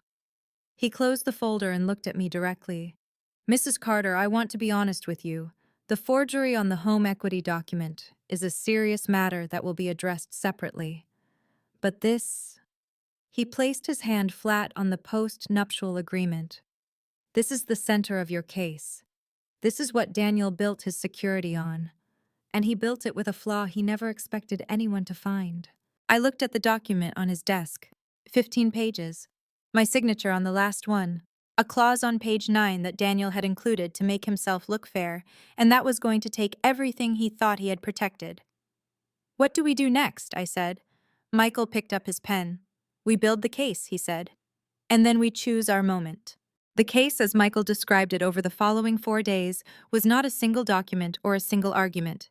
It was 3 distinct dossiers, each built to address a separate dimension of what Daniel had done, each capable of standing independently, but designed to function together in a sequence that would give Daniel no useful place to redirect. The first dossier was financial. Karen Lawson owned this one. It contained the complete Meridian Consulting Group transaction record, the forged home equity instrument with the forensic document examiner's comparison report, the parallel household expenditure analysis, the custodial education account, transfer history, and the Nevada LLC property records linking house number 9 directly to Daniel. Karen had organized it with the tabbed precision of someone who understood that a judge's attention is a resource that should not be wasted, and that clarity is its own form of argument. The second dossier was behavioral. This was mine. I had spent 11 days assembling it in the spare room. The notebook photographs from Daniel's office, the deleted cloud photos with their timestamp discrepancies, the phone records showing the secondary device's activity patterns, the observation notes I had kept in a plain spiral notebook of my own, and the DNA report from the private laboratory with its chain of custody documentation attached. Michael had reviewed each item for admissibility and flagged 3 pieces that required additional supporting documentation, which I provided within 48 hours. The third dossier was legal. Michael built this one himself, assisted by a colleague in his office who specialized in contract litigation. It contained the post-nuptial agreement, the forensic analysis confirming the faithfulness clause's applicability, the filing history showing the agreement had been registered without Emily's knowledge of its true classification, and a memorandum outlining the argument that Daniel's conduct rendered every protective clause in the document void under Illinois law. On Thursday afternoon, we sat together in Michael's office, the 3 of us. Karen, with her bound report, Michael with his legal pad, me with the behavioral dossier in a folder on my lap, and reviewed the complete picture. This is a strong case, Michael said. He said it without inflection, the way he said everything, which made it mean more than if he had said it warmly. The financial documentation alone would support a favorable, equitable distribution outcome. The legal argument around the post-nuptial agreement significantly amplifies that. The behavioral evidence, the photographs, the DNA, the parallel records, establishes the factual predicate for everything else. What does Daniel have? I asked. Michael considered this with the same deliberate attention he gave to everything. He has his professional reputation, which will not survive this intact. He has an LLC structure that he believed was legally protected, which it is not. He has a post-nuptial agreement that he believed worked in his favor, which it does not. A pause. And he has, I suspect, a considerable confidence that you do not know what you know. He does, I said. This was true. Over the past 3 weeks, Daniel had been entirely himself, easy present, occasionally affectionate in the rehearsed way I now recognized but had once taken as natural. He had no reason to suspect anything had changed. I had given him none. Good, Michael said. We keep it that way. Karen leaned forward slightly. The question is timing, she said. The legal filings can be prepared within a week. The asset freeze motion can be ready to file simultaneously, which prevents any transfer of funds once proceedings begin. But the moment we file, Daniel knows. And once he knows, he will move quickly. She looked at me. We need a moment where the filing lands before he has time to react. I had been thinking about this since Monday, since Michael had said the words "we choose our moment," and I had driven home and sat across the kitchen table from Daniel while Leo drew water cycle diagrams and understood that the moment could not be arbitrary. It needed to be the right one, not for drama, not for effect, but because the right moment was the one that gave Daniel the least possible runway between understanding what was happening and being able to do anything about it. Leo's birthday was in 3 weeks. His 11th birthday a Saturday at the house where he had lived his entire life. Daniel's parents, Arthur and Martha Carter, would be there. They had never missed a grandchild's birthday. Extended family, Leo's school friends, neighbors. A gathering large enough that Daniel would not make a scene, contained enough that the relevant people would be present. And there was one more thing. I had been thinking about the split-screen idea since I found the deleted cloud photographs, since I had sat in the spare room and looked at two boys the same age, same dark hair, same year of birth, captured in parallel photographs, taken by the same man on different days. Leo's birthday video was a tradition in our house. I compiled footage each year, a short piece to watch together as a family. This year, I had decided the compilation would be something different. Leo's birthday, I said. 3 weeks from Saturday. Michael and Karen looked at me. I explained the video idea, the footage of Leo's milestones set alongside the deleted photographs of Noah at the same ages displayed simultaneously. Not for cruelty, for clarity, for the kind of visual evidence that requires no interpretation, that makes an argument no verbal explanation could make as precisely. Karen was quiet for a moment. That is not a legal document, she said carefully. No. I agreed. It is context, for the people in that room who need to understand what they are being told. Michael looked at me for a long moment. The filings go to the courthouse first thing Monday morning, he said. Same day as the party. Same morning, I said. Before anyone arrives. He nodded once. Then we are ready. I drove home in the early evening, the sky already dark at 5:30 in the way of late October. Daniel's car was in the driveway. Inside, I could hear Leo's voice from the kitchen, high and animated, telling Daniel something about a video game with the particular intensity of someone who has been waiting all afternoon to deliver this specific piece of information. Daniel's laugh came back easy and genuine. I stood in the hallway for a moment with my coat still on my bag on my shoulder, the behavioral dossier in my hand. Then I hung up my coat, set my bag on the hall table, slid the dossier into the drawer beneath it, and walked into the kitchen. Mom, Leo said, spinning in his chair. Dad said we can go to the Science Museum this weekend. The new geology exhibit opened. That sounds good, I said. I put my hand briefly on top of his head as I passed the way I always did. Have you eaten? Not yet, we were waiting. I went to the refrigerator and began making dinner. Behind me, Daniel was talking to Leo about geological timescales, how long it takes a mountain to form, how long it takes erosion to flatten it again in the patient, engaging way. He explained things to our son. I listened to his voice while I worked, and I thought about 3 weeks, and I thought about a Saturday morning, and I thought about what it means to choose your moment, and then simply wait for it to arrive. I set plates on the table. I called them both to eat. I sat down across from my husband for what I understood with complete clarity was one of the last ordinary evenings we would ever have. I picked up my fork, and I ate dinner. And I listened to Leo describe the difference between granite and basalt with the focused enthusiasm of a child who has recently decided that geology is more interesting than he previously gave it credit for. And I watched Daniel listen to our son with his full, unhurried attention, asking the right questions, building on Leo's answers, turning a dinner table conversation into something that felt from the outside, like the portrait of a good father, doing one of the small, unremarkable things that good fathers do. I had spent 3 weeks learning to watch Daniel. I was very good at it by now. The week that followed had a particular quality I have not experienced before or since.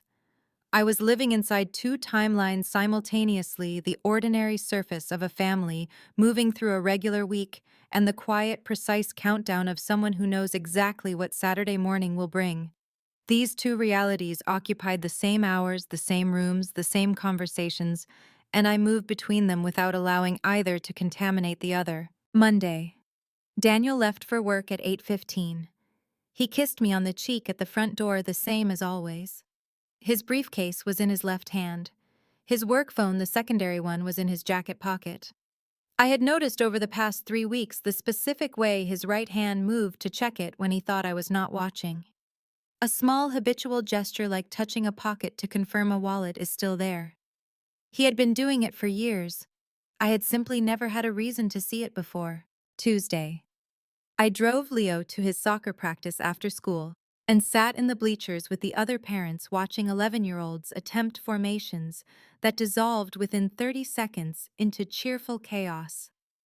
The father of one of Leo's teammates sat beside me and talked about the upcoming Thanksgiving break, about a road trip his family was planning, about whether the team would make the regional tournament. I responded to everything he said with the appropriate interest. I watched Leo on the field running hard, laughing when he missed a kick, trying again without embarrassment. And I felt something move through my chest, a warmth and a grief at exactly the same time, the way two weather fronts meet and press against each other. Leo would be fine. I had been certain of this since the first night, and the certainty had only deepened. He was resilient in the specific way of children who have been genuinely loved, not perfectly, not without error, but consistently and without condition. What was coming would be hard for him. It would also eventually be better than the alternative. Children always know when something in a house is not what it appears to be. They may not have the language for it, but they feel it. Leo had asked me twice in 3 weeks whether everything was okay. I was going to make sure that it was. Wednesday evening, Daniel's parents called. Arthur Sterling's voice on the phone had the careful, slightly formal quality it always carried. He was a man who had grown up in a generation that treated telephone conversations as events requiring a certain composure. He called to confirm attendance at Leo's birthday Saturday and to ask whether there was anything he could bring. "Just yourselves," I said. "That's enough." A pause slightly longer than the question required. "Emily," Arthur said. His voice had shifted, not dramatically, but in the way of someone who has decided to say a thing they have been holding for a while. "Is everything all right?" I looked at the wall of the kitchen. Daniel was upstairs with Leo helping him with a reading assignment. I could hear the low murmur of Daniel's voice through the ceiling. "Everything will be fine," I said, which was not the same as yes, and Arthur Sterling was intelligent enough to hear the difference. Another pause. "Martha and I are there if you need us," he said. "Whatever you need." "I know," I said. "Thank you, Arthur." I ended the call and stood in the kitchen for a moment, the phone in my hand, listening to the murmur above me. Arthur knew something. Not the details, I had not told him anything. But he had been married to Martha for 40 years, and he had raised a son he loved, and he was not a foolish man. He had noticed whatever it is that people notice when a woman's voice carries a particular quality of controlled calm that is not the same as actual calm. He had noticed, and he had said, "We are there if you need us," and I had understood that when Saturday came, he would not be surprised by everything he was about to learn. Thursday, I finished the birthday video. I will not describe the process of assembling it in detail, because the details were not the point. What I will say is that it took 4 hours and required a level of precision that was in its own way protective, something to focus on that was technical and specific rather than emotional. The finished piece was 11 minutes long. The first half was Leo milestones, birthdays, ordinary afternoons, a child becoming himself year by year. The second half was the deleted photographs Noah, at parallel ages, parallel moments, parallel expressions of a childhood unfolding in a house 300 meters away. The two timelines ran side by side silently and made their argument without a single word of narration. I saved it to a USB drive and placed it in the drawer with the behavioral dossier. Friday evening, Daniel came home with a bottle of wine and suggested we open it after Leo went to bed. We sat on the back porch, despite the cold, wrapped in the blankets we kept in the chest beside the door, and he talked about a patient breakthrough and a conference he was considering in the spring and the possibility of repainting the kitchen in the new year. After the birthday tomorrow, he said, tilting his wine glass slightly. I thought I might take a drive Sunday, clear my head, maybe visit a friend downstate. He said it easily conversationally, the practiced offhandedness of a man proposing something he has already decided. Would that be all right? I looked at the dark garden. The gate at the far end was closed. Of course, I said. He did not know.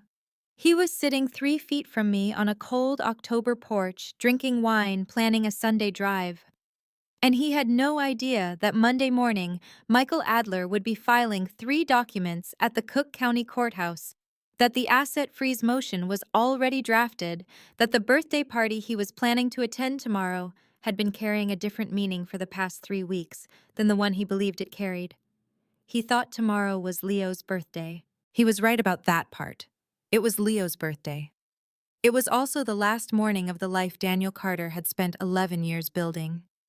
I finished my wine, I folded my blanket.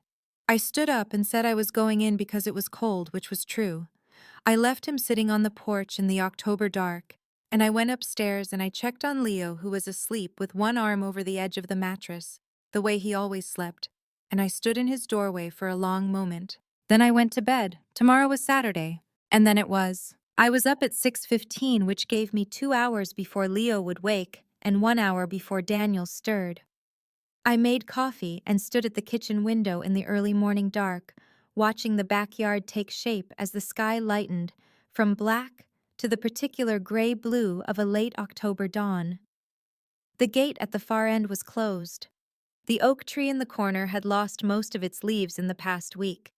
The yard looked clean and spare, the way things look when they have let go of what they no longer need. I had a list. I worked through it methodically. Balloons. Leo had requested blue and silver, which I had purchased 3 days earlier and inflated the night before after he went to sleep. I arranged them in the living room corners, tied in groups of 3 the way he liked. Cake chocolate with chocolate frosting from the bakery on Elm Street that had made every one of his birthday cakes since he turned 4. I had picked it up yesterday afternoon and kept it in the refrigerator with a note on the box that said simply, "Do not open." Food trays of sandwiches cut into triangles, fruit arranged in a bowl.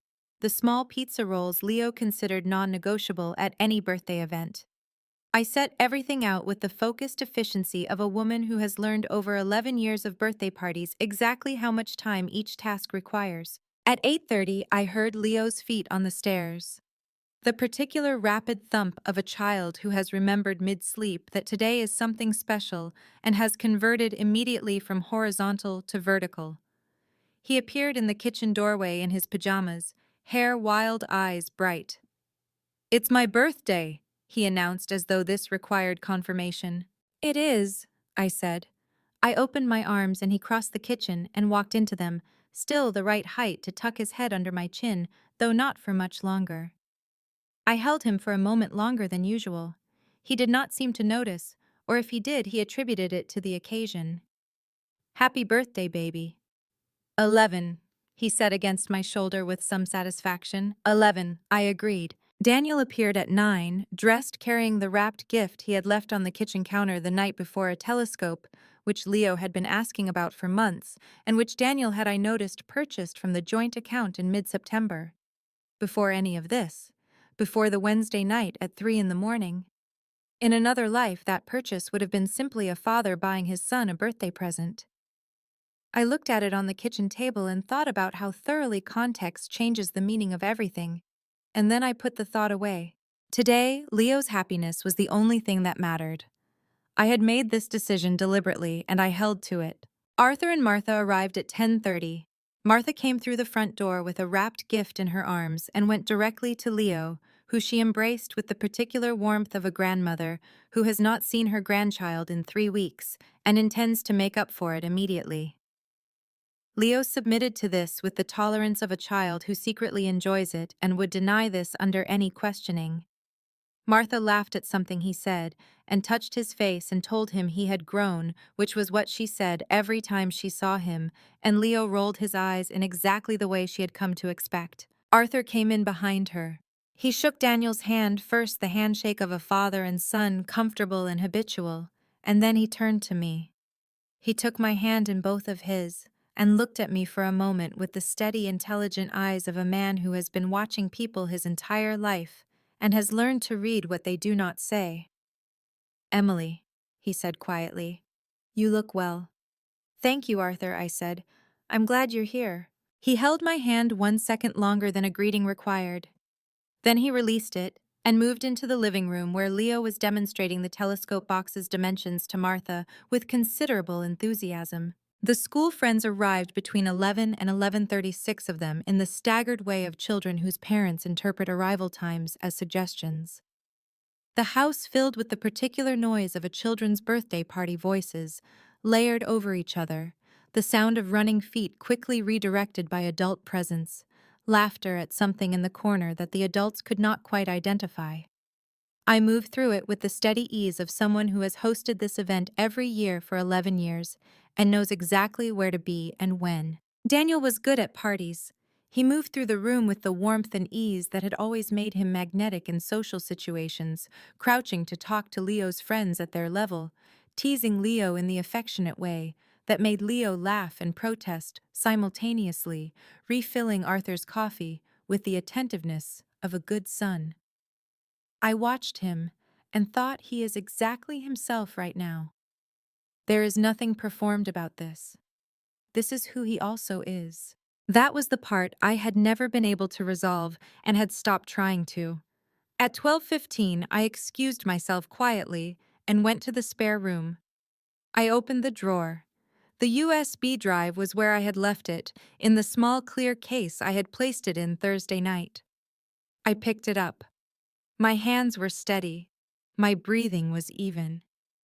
Through the wall, I could hear Leo's voice, high and happy, telling someone about the telescope. I walked to the living room where the large screen on the wall had been used earlier to display the birthday slideshow I put together every year, a simple collection of photos from the past 12 months, set to music Leo chose himself.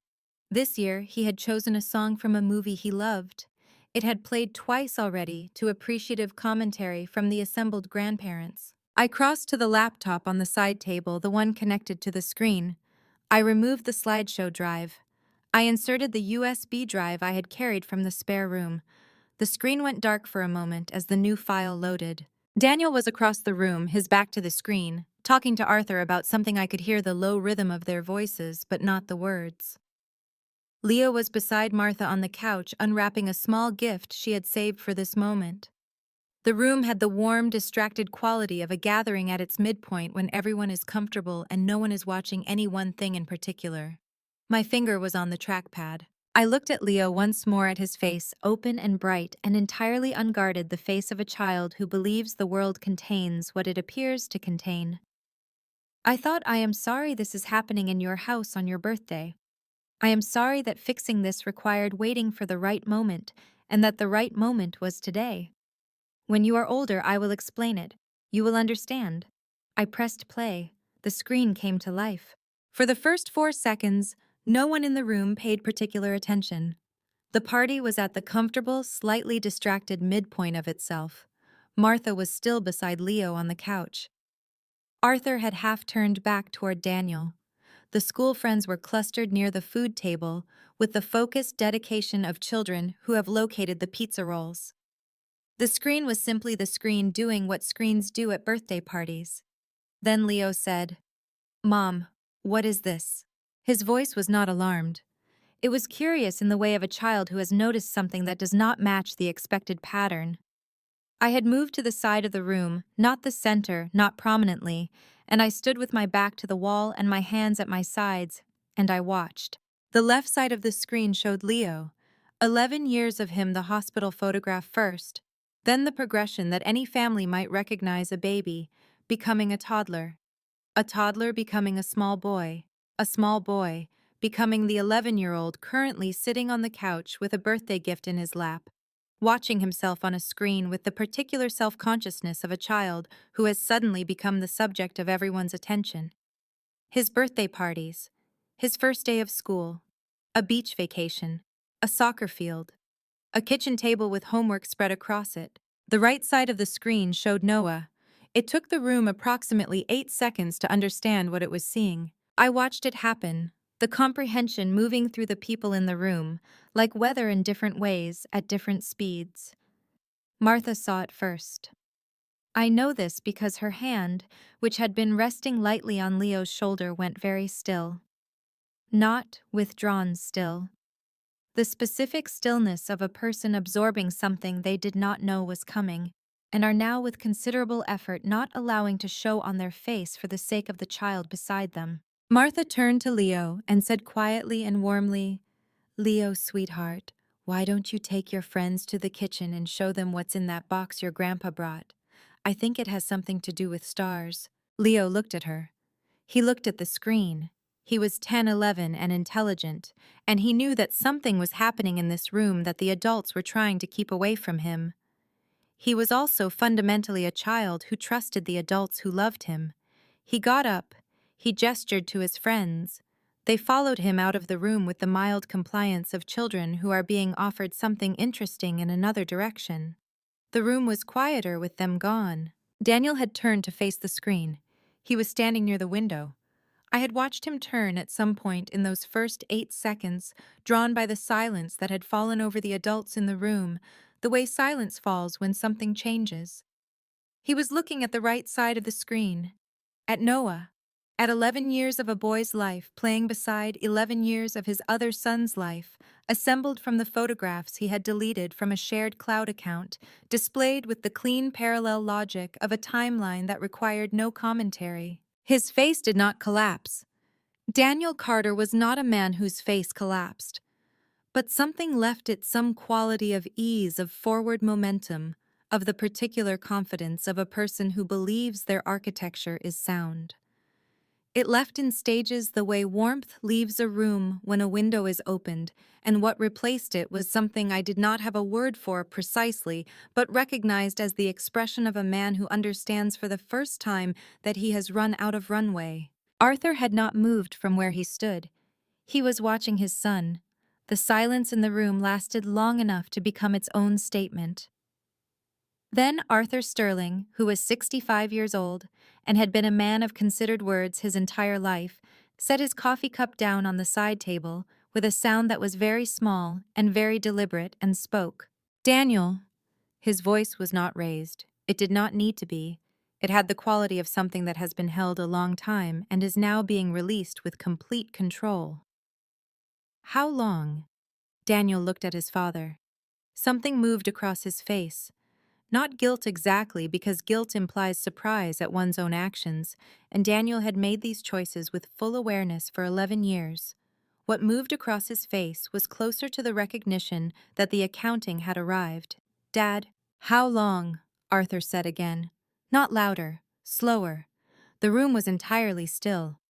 Outside through the window, a car passed on the street. Somewhere in the kitchen, Leo laughed at something, the sound coming through the wall, brief and bright and wholly separate from what was happening in this room. 11 years, Daniel said. He said it quietly. He did not look away from his father. Martha made a sound that was not quite a word. She was standing beside me now. I was not entirely sure when she had moved, but she was there, her hand finding my arm just above the elbow, not gripping, just present. A warmth through the sleeve of my sweater that said, "I am here, I am with you." I did not move. I did not speak. I had not planned to speak in this room today. That was not what today was for. Today was for the evidence to speak. For the screen to say what 11 years of deleted photographs and parallel notebooks and duplicate receipts said more precisely than I ever could. Arthur looked at me. His eyes were clear and steady and carried something in them that I understood was grief not for himself, not for the marriage, but for what his son had done and what it had cost. "Emily," he said, "I am sorry." "I know," I said. "Thank you, Arthur." Daniel turned to look at me then. Across the room, across the space of an ordinary living room in a house in suburban Chicago on a Saturday afternoon, with blue and silver balloons in the corners and a chocolate birthday cake in the refrigerator, and Leo's voice coming through the wall from the kitchen. He looked at me. He did not speak. There was nothing in that moment that words could have added to or subtracted from what was already in the room. He simply looked at me, and in the looking was everything. The 11 years, the notebooks, the parallel grocery lists, the forged signature, the ring he had bought twice on the same afternoon, the boy in the red jacket in the park. The gate he knocked on at 3 in the morning in a pattern that was not accidental. His silence confirmed it more completely than any words could have. I held his gaze for 3 seconds. Then I looked away. I walked to the kitchen. Leo was crouched over the telescope box with two of his friends reading the assembly instructions with the focused seriousness he brought to anything mechanical. He looked up when I came in. "Mom," he said, "did you know this one can see Saturn's rings?" "I did not know that," I said. He looked at me for a moment, that look again, the perceptive one, the one that saw more than I wanted it to. Then he looked back at the instructions. "Cool," he said quietly. I put my hand on top of his head briefly the way I always did. Then I stood in my kitchen on my son's 11th birthday, and I breathed slowly and carefully, and I let myself feel for exactly 1 minute everything I had not allowed myself to feel for the past 3 weeks. Then I put it away. Monday was coming. And then it arrived. Michael Adler filed 3 documents at the Cook County Circuit Court at 9:17 in the morning. By 9:45, Daniel's attorney had been notified.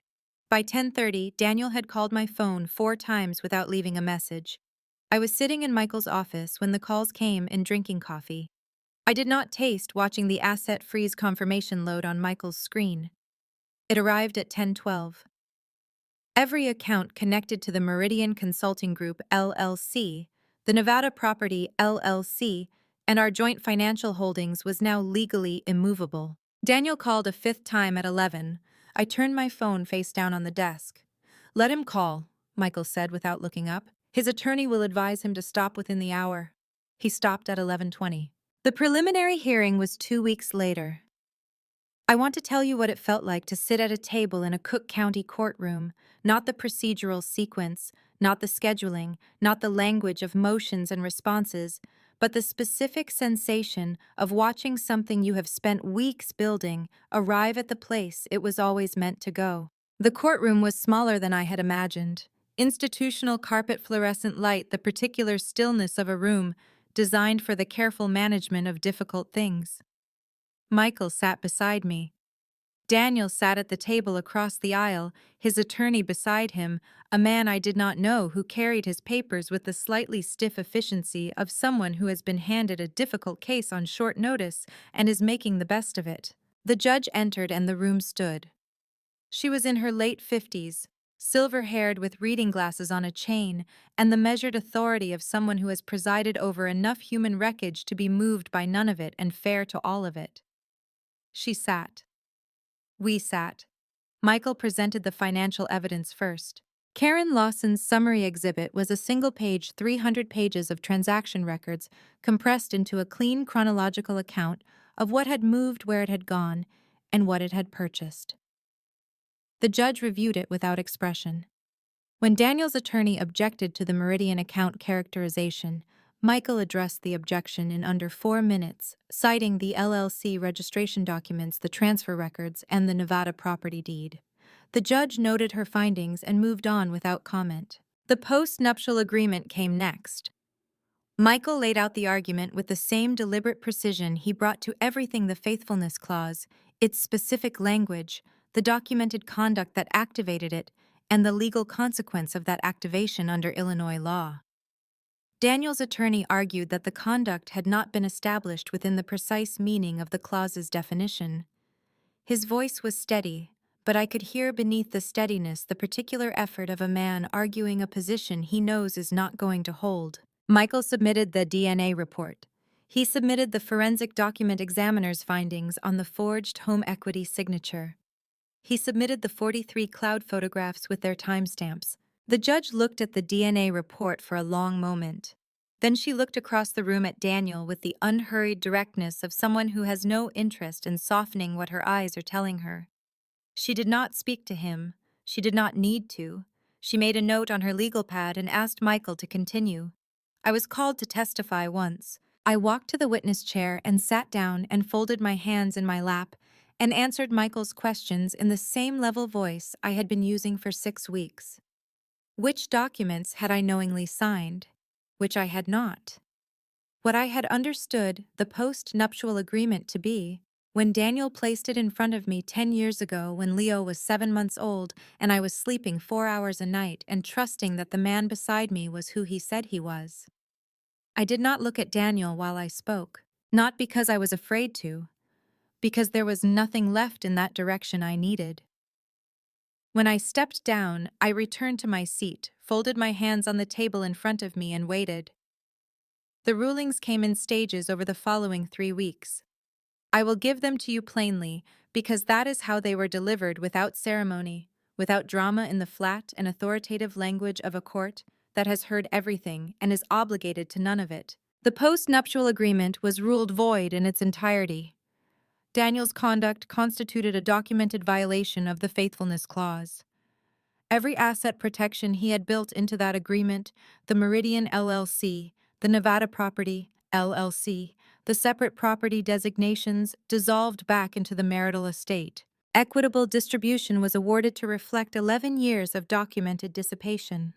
I received the family home at number 24, the primary investment and retirement accounts, and a financial judgment covering the forged home equity funds and the education account shortfall with interest. Leo's college fund was restored to its full projected balance. Daniel received what remained after the judgment was satisfied, which was substantially less than he had brought into the marriage after 11 years of systematic redirection of marital funds. Primary physical custody of Leo Carter was awarded to me.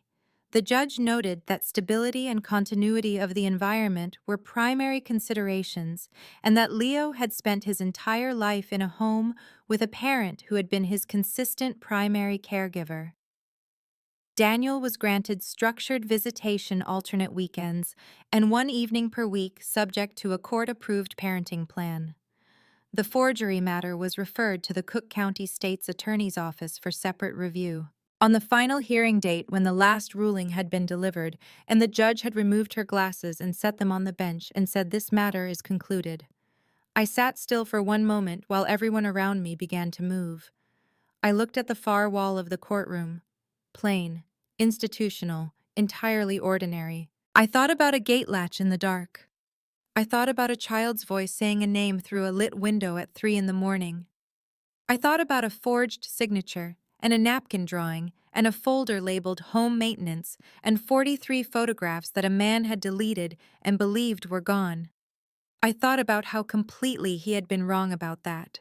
Then I picked up my bag, stood, and walked into the hallway where Michael was waiting with his coat already on and his briefcase in hand. "It's done," he said. I looked at him for a moment. "Yes," I said. "It is." "It's done," he said. And I had said yes. And I had meant it. But I want to tell you something about the word done, about what it actually feels like when you say it, standing in a courthouse hallway in November, wearing a coat you put on that morning, in a house that is legally, completely, and finally your own. It does not mean finished. Not in the interior sense. The documents are filed, the accounts are settled, the judge has ruled. What it does not mean is that you go home and everything inside you follows the same orderly sequence signs where indicated and closes neatly in its folder. I drove home from this courthouse on a Tuesday afternoon with the radio off and both hands on the wheel. The city moved past the windows in the flat gray light of a Midwestern autumn. I did not cry. I had not cried, not once, not in 6 weeks, not in the courthouse. Not on the night I stood outside house number 9 with my palm pressed flat against cold wooden siding and heard a child's voice say Dad through a lit window. I had been waiting. I understood now for a moment when it was safe to. I parked in the driveway and sat for 4 minutes. I know it was 4 because I watched the clock. Not because I was collecting myself, I was already collected. I was sitting there because I knew that when I walked through that door, the one conversation I had been preparing for since October was the one I had not yet had. Leo was at the kitchen table when I came in, homework in front of him, pencil in hand. He looked up. He put the pencil down. I sat across from him without preamble. "Your dad and I are not going to be married anymore," I said. "That became official today. This house is ours. You'll still see your dad every other weekend, one evening a week. That part won't change." He looked at me steadily. "Why did it happen?" "Your dad made choices that weren't honest," I said. "He kept important things from me for a long time. When I found out, I had to decide what kind of life I wanted to build for me and for you." He absorbed this. "Did you know for a long time?" "No, I found out in October. The Wednesday night I didn't sleep well." Something moved across his face, recognition. He had asked me that morning whether everything was okay. "I knew something was wrong," he said quietly. "I know you did. I wasn't ready yet. I'm sorry it took this long." He looked at the table, then back at me. "Is there more I should know?" "Yes," I said. "When the time is right, I'll tell you. What I can tell you now is this. Whatever your dad did, none of it is about you. You are the clearest, most certain thing in this entire situation." He was quiet for a long moment. Then he stood up, came around the table, and put his arms around me from behind the full, unself-conscious embrace of a child who has not yet decided that is something to outgrow. I pressed my face against his hair, and then quietly, without announcement, in this kitchen, in this house, on a Tuesday afternoon, with the homework on the table and the winter light going gray at the windows, I let it move. Not the anger. That had carried me through 6 weeks of notebooks and courtrooms and forensic reports, and it was finished. What moved through me now was the grief, the one that had been waiting with extraordinary patience for a moment I could afford to give it. I held my son, and I let myself feel the full weight of it, the 15 years, the version of a life I had believed in completely. I did not call it wasted. I would never call Leo wasted. But I grieved what had not been real, and I let the grief be exactly as large as it needed to be. It lasted a little while, and then it was done. Leo stepped back and looked at me. He did not say anything.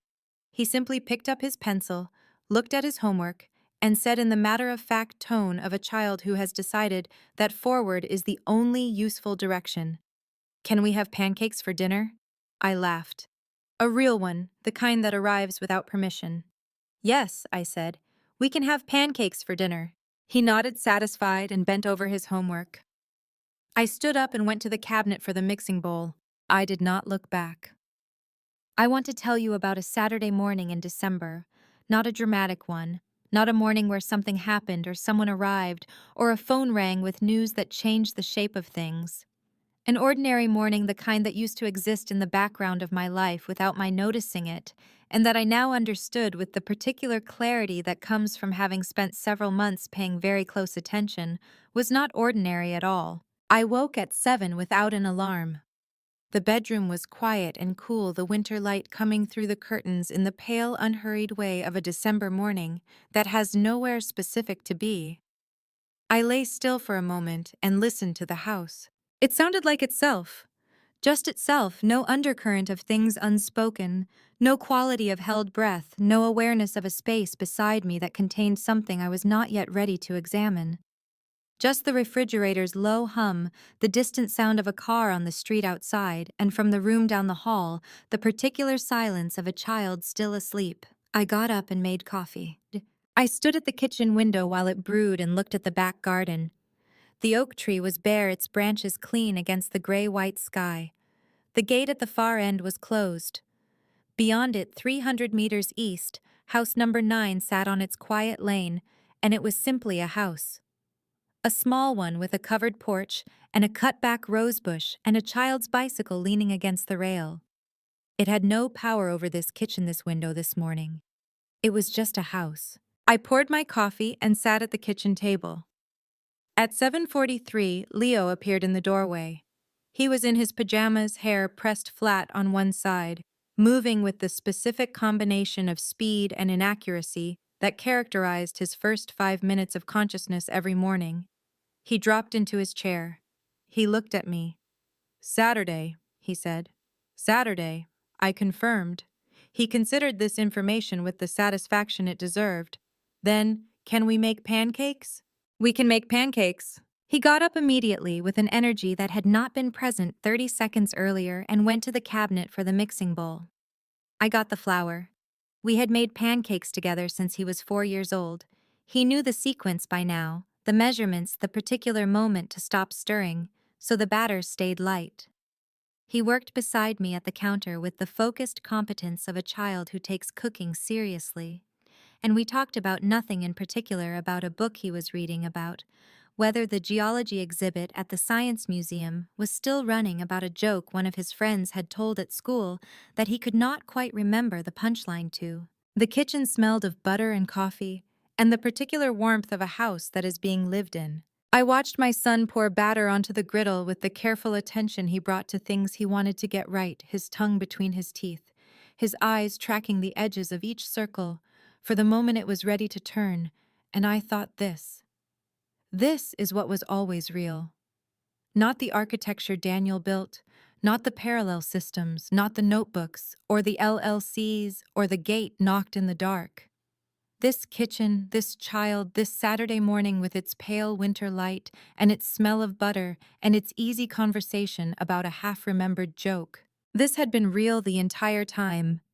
Leo flipped the first pancake with a confidence that was approximately 60% justified and 100% committed. It landed correctly. He looked at me with an expression of complete satisfaction. "Perfect," I said. He grinned. I picked up my coffee cup and looked out the window at the pale December sky, and I felt moving through me quietly, and without announcement, something I recognized after a moment as contentment. Not happiness, in the loud declarative sense, something quieter and more durable than that. The specific piece of a morning that is exactly what it appears to be. The pancakes were ready. We sat down and ate. People sometimes ask me if I am angry. The honest answer is, I was. Not in the way that burns loudly, not in the way that breaks dishes or raises voices. In a quiet way. The way that sits in your chest at 3 in the morning and does not announce itself and waits and eventually becomes something else entirely. What it became in the end was clarity. I learned something about myself during those 11 weeks that I could not have learned any other way. I learned that I am at my core a woman who functions better with the truth than without it, even when the truth is the worst version of what I feared. I learned that the most dangerous thing in my life was not a man who built 11 years of family betrayal so carefully that it looked from the outside like an ordinary life. The most dangerous thing was my own willingness to trust so completely that I stopped asking questions. Do not do what I did. Do not confuse consistency with honesty. Do not mistake a man's memory for his character. The two things are not the same, and I learned this 300 meters from my own back gate on a cold October night, standing in the dark with my hand pressed flat against the side of a house I had never had a reason to visit before. What Daniel built was not simply an affair. It was a sustained, calculated act of family betrayal against me, against Leo, and in its own way against Lisa and Noah too, who had no more idea of the full picture than I did. He did not stumble into it. He designed it. He maintained it with notebooks and LLCs and a faithfulness clause he never expected to face. That is not a weakness. That is a choice made every single day for 11 years. And this is my personal opinion. For what it is worth, a life built on concealment is not a life. It is a project. And what looks like family revenge, a split screen at a birthday party, a forensic accountant's bound report, 3 documents filed at the Cook County Courthouse on a Monday morning, is not revenge at all. It is simply a woman deciding that the truth deserves to be seen. I believe in family. I believe it is worth protecting not at any cost, but at the right one. I believe that justice is slow and unglamorous and entirely worth pursuing. And I believe I say this once because once is enough, that there is a grace that moves through the worst seasons of a life and carries you through to the morning on the other side. I have felt it. I am grateful for it. I am grateful to God for it. What some would call family revenge, I would call a reckoning. What others would call family betrayal of the worst kind, I would call a lesson I did not choose, but will carry with me. And what I would call strength. Real strength is not confrontation. It is the Saturday morning in December, the kitchen smelling of butter and coffee, a boy flipping a pancake with 60% skill and 100% confidence, and a life that is finally exactly what it appears to be. If this story reached something in you, leave a comment below and tell me where you are watching from. Share this with someone who needs to hear it. And if stories like this one matter to you, subscribe because there is more to come, and every story asks something real of the people who stay for it. Thank you for being here until the very end. A final note. The stories on this channel contain fictional elements constructed for the purpose of entertainment and reflection. Some situations have been dramatized. If any of what you have heard does not feel right for you, that is completely understood. Please feel free to step away and find content that serves you better. There is no obligation to stay for what does not belong to you. But if you are still here, I am glad. So is Emily.